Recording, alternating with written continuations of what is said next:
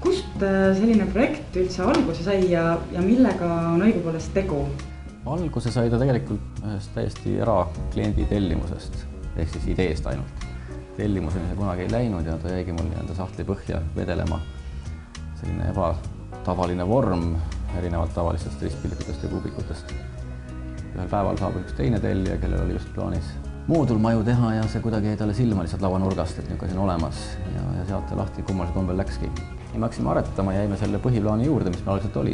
Meenutab nagu kikilipsu põhimõtteliselt. Keskmine osa on tal kitsam ja siis laieneb äärtesse, kus on siis nii-öelda põhielusooni, mis vajavad rohkem ruumi.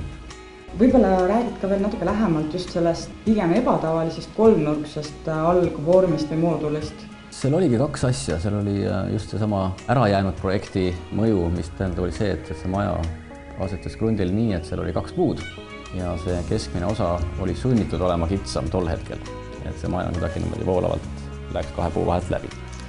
Aga hiljem hakkasime vaatama seda plaanilahendust, siis ta muutus ka funktsionaalseks, kuna see sissepää sattus just sinna kitsasse kohta ja kahele poole loogiliselt arenesidki siis rohkem ruumi vajavad tsoonid, ka siis magamisruumid või saun. Sest tegemist on tegelikult ju ikkagi suvila mastaabis asjaga. Et see ei ole mõeldud niisuguseks majaks kui selliseks veel. Nad hakkavad ju siin 10-20 ruudust kuni 5-60 välja, 4 mudelit nagu praegu on välja aretatud. Ja me jäime selle asja juurde ja siis hakkasime vaatama, et see geomeetria töötab ideaalselt just moodulmajasüsteemis ka, et ei pea alati olema see nii-öelda ka siis ristkülik ruut või siis viilgatusega standardlahendus.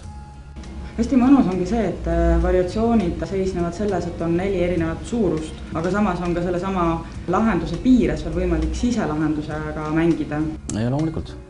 Mõeldes just, et suvila peale, et ta maksimumprogrammis pakubki kõige suuremas mudelis ütleme 1 või 2 lisaruumi, aga tõesti väikest, eks ju, et räägime seal ikkagi 8-10 ruutmeetrist ruumi kohta.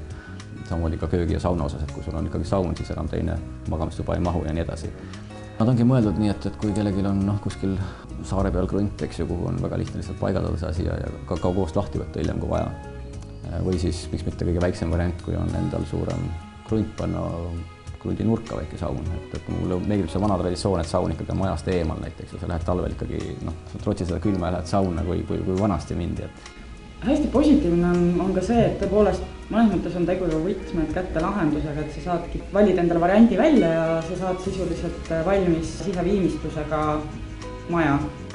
Jah, nii ta on, eks tal on see baasmudel, nagu ikka asjadel on, et sul on ainult siseviimistlusega ilma isegi köögita ja mööblita ja saunata, sul on ruum olemas selle jaoks ja ise nagu valid hiljem oma asjad juurde. Või siis täiesti lõpuni lahendatud kuni ka erilahendusteni välja. Et siin saab ka veel omakorda tellija soovil lausa siseruumiliselt ka seinu muidu loomulikult muuta ja kõike teha, nii et see kõik on ikka koostöös juba siis konkreetse tellijaga. Aga baaslahendus on niisugune, et saab võtmed kätte ja sisse minna.